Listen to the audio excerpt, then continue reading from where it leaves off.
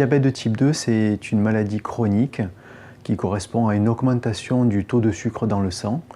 Alors, il y a une valeur qui est définie, c'est au-dessus de 1,26 g par litre le matin à jeun, et qui touche généralement des sujets, on va dire, après 45 ans, et souvent dans un contexte de surpoids ou d'obésité.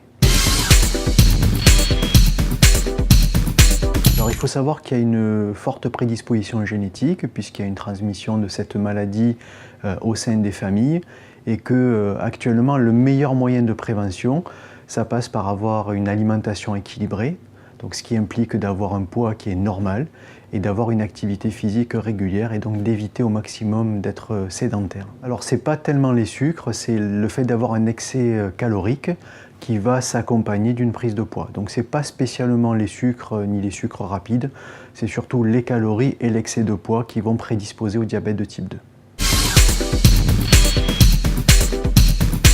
Ce qui est déjà important, c'est de dépister le plus tôt possible la maladie. Une fois que le diagnostic de diabète de type 2 est fait, il y a des mesures hygiéno-diététiques qui doivent être mises en place, c'est-à-dire rééquilibrer une alimentation sans qu'elle soit trop restrictive. Le deuxième point, c'est évidemment de favoriser l'activité physique, qui doit être régulière et évidemment adaptée aux patients. Et si ces mesures simples ne suffisent pas, on peut associer des médicaments, donc soit des médicaments qu'on peut prendre par voie orale, soit des traitements injectables que l'on a à disposition depuis de nombreuses années.